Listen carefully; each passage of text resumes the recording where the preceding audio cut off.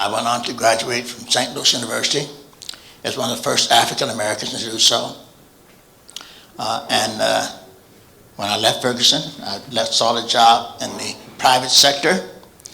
I went to McDonnell Aircraft, which was in Ferguson, and lo and behold, I was told, "Sorry, Mr. Clay, we have no jobs for professional Negro," what a professional Negro is.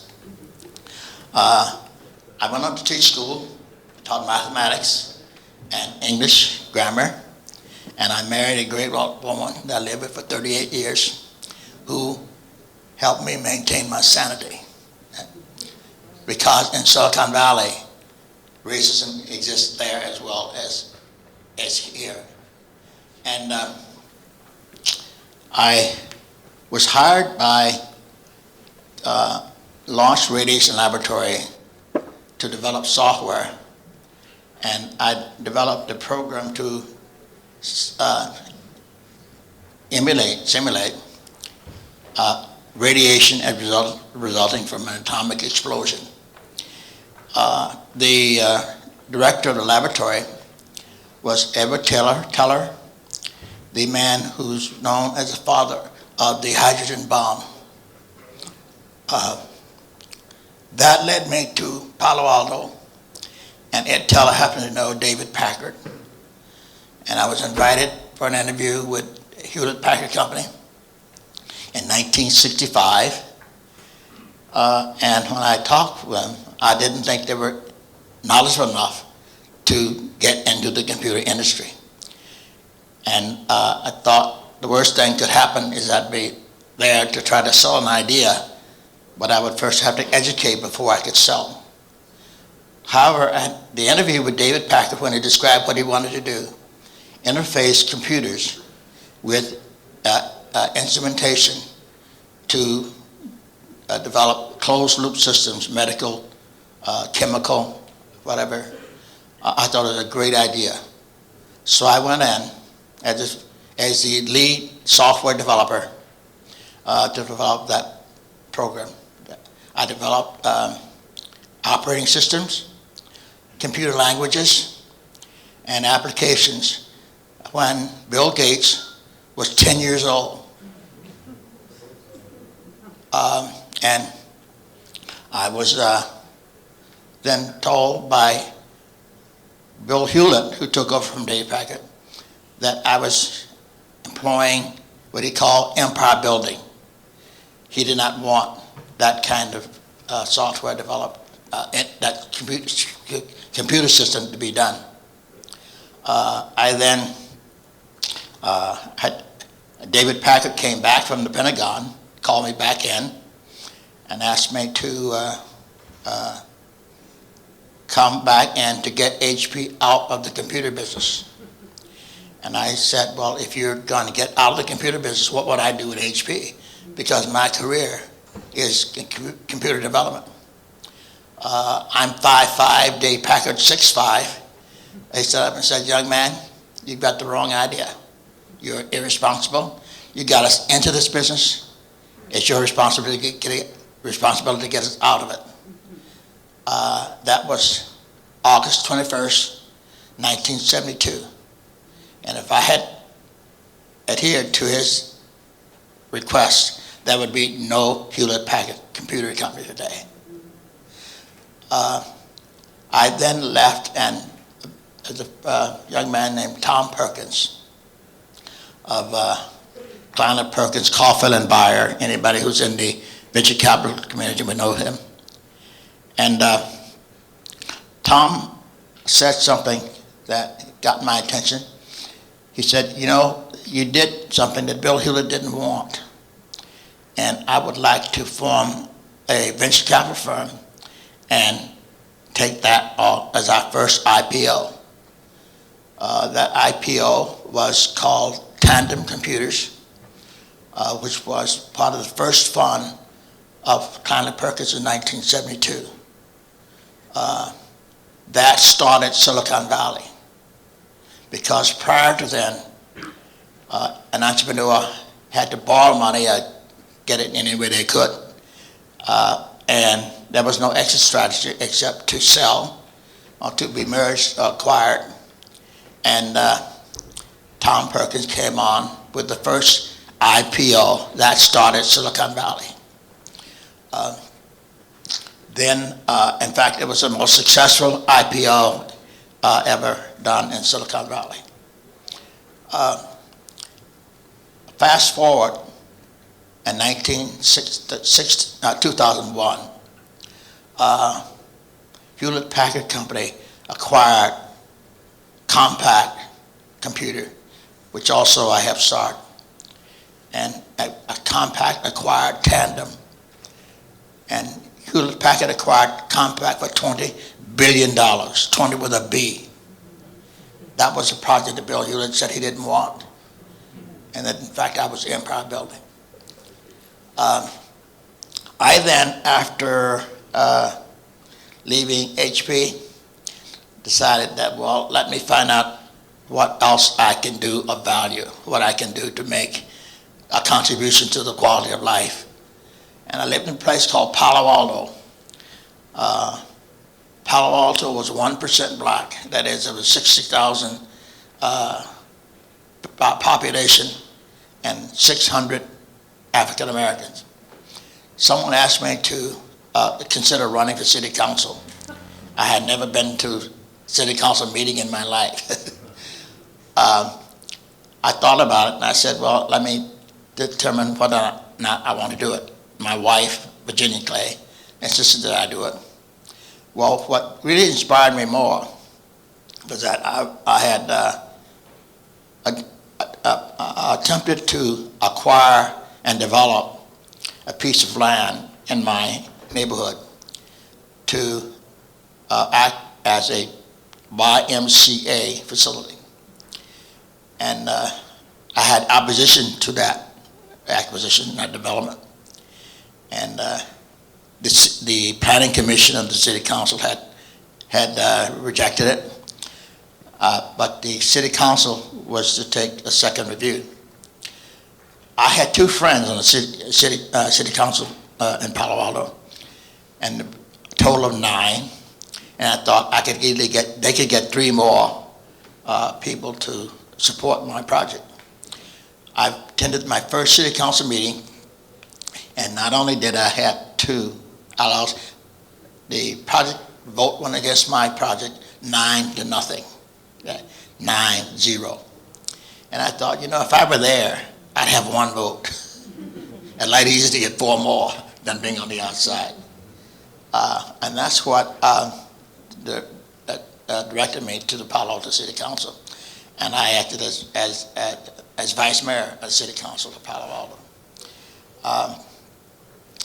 Then I was invited to join the Olympic Club of San Francisco. And the Olympic Club in San Francisco was where the U.S. Open is golf tournament held whenever it's in Northern California. And what I'm most proud of there, I was the first African American to be a member. But that was in 1988. But what caught my attention even more so was that when my admission to the Olympic Club was announced, my wife received a phone call saying I had better never show up in San Francisco, in Olympic Club. And I did, of course, but what I was most proud of, when I was there, I founded a foundation called the Olympic Club Foundation, which was developed for the purpose of generating funds to support amateur athletics for underprivileged kids. And that was in 1993. And to this point, we've developed maybe $25 million that we've done for that purpose. I just say that I remember what my mother said: learn as much as you can about it, everything you can, as fast as you can, because everything is related to everything else.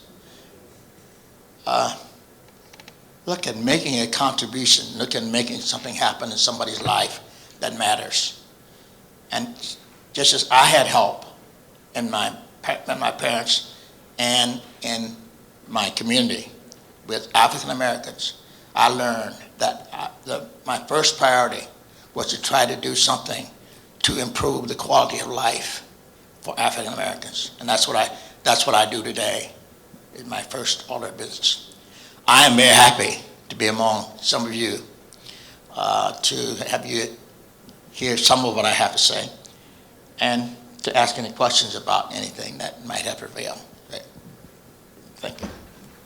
Just get chills from hearing that conversation. It's just mind-boggling to know the challenges that you overcame and the things you went through, and to hear some of those stats, to have Palo Alto at 1% at the time when you were there, but to think now that Silicon Valley and the technology industry is probably only 5%. We're talking about a 40-year span with a 3% growth. How do you feel we should be effectively infiltrating the system or building our own Palo Alto? What should we do from your eyes? Well, again, understand the system within which you work. I've heard a lot about the digital divide. That assumption is that African Americans are not equipped well enough to do digital technology. Remember, when I started doing digital technology, there were no white folks. And I built it to where Silicon Valley is now. I mean, Intel, you've heard of Intel. I got money into Intel. I also spent my time when I left HP and recruiting for African Americans in Silicon Valley. There were so few. And I'm happy with what I was able to do there. You've heard of Ken Coleman. You may say. I brought Ken Coleman there in 1972, right? And just in passing, his daughter's funeral was tomorrow. Died from an asthma attack. Right? But do things with each other and for each other. Okay? Get information out as you are in this incident about what we have done, what we can do. You, based on the knowledge you acquire, right? And my mother said, if you know more than those who resent you, you will do better than they will. So. I don't think y'all understand. I mean, we're literally sitting in front of the godfather of Silicon Valley. It's just mind-blowing to think this is an inaugural Black Tech Week. I'm pretty sure they didn't have a Black Tech Week because you were Black Tech back then. So it's no better way than to start it off than to have it. So before we get into the Q&A, I want to have the honor of, you don't mind, we're just going to play a little video for you. I think we got a treat for you, something you might appreciate. Good evening, ladies and gentlemen. A lot of kids growing up today aren't told that they can be whatever they want to be. There may be obstacles, but there are no limits. Derek Pearson and Felicia Hatcher, with their Code Fever Miami not-for-profit, are showing our youth that there are no limits and exposing our youth and adults to the untapped potential that resides in all of us. I support Code Fever Miami in their efforts to help transform our youth from users of technology to creators of technology and celebrate innovators of color. I am thankful for the honor of Code Fever Miami and their Black Tech Week Committee for creating the Lifetime Achievement Award in my name. My name is Dr. Mark Dean, the inventor of 3 out of 9 IBM PC patents, an IBM Fellow, the 1997 Black Engineer of the Year, an inductee into the National Inventors Hall of Fame, and it's my honor as Fisher Distinguished Professor at UT Knoxville to present the inaugural Mark Dean Lifetime Achievement Award. This award was inaugurated to celebrate innovators of color who have and are continue to achieve greatness in the area of technology innovation. The recipient of the Mark Dean Lifetime Achievement Award must have demonstrated over a significant period of time dedication to the promotion of technological innovation, combined with a strong sense of civic and family duty. It's been said of this year's winner that he has, for some time, and continues to, put his whole heart and soul into his community, his company, and his family.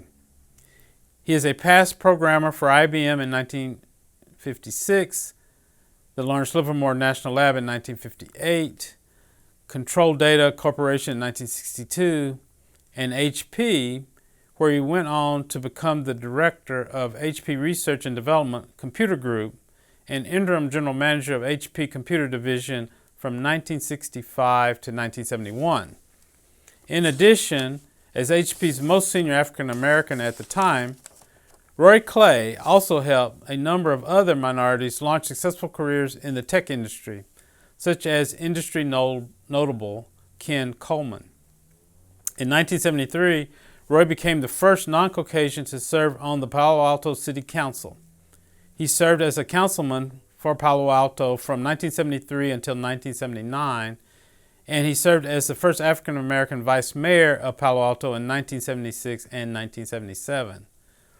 And in 1977, Roy founded Rod L Electronics, the first high-pot and electrical safety test equipment manufacturer that he continues to serve as CEO today.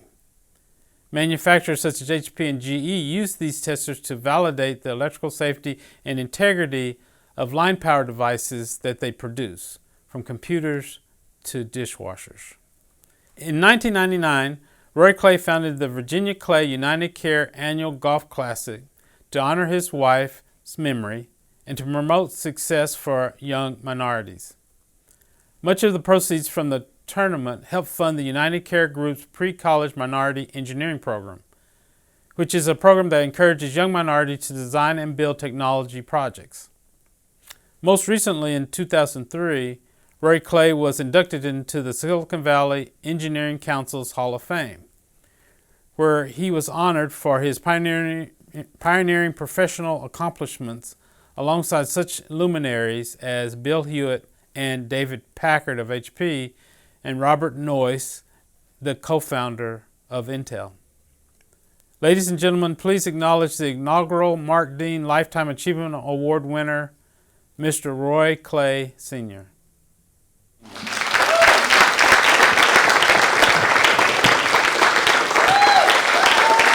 gotta do better than that. Stand up. Stand up.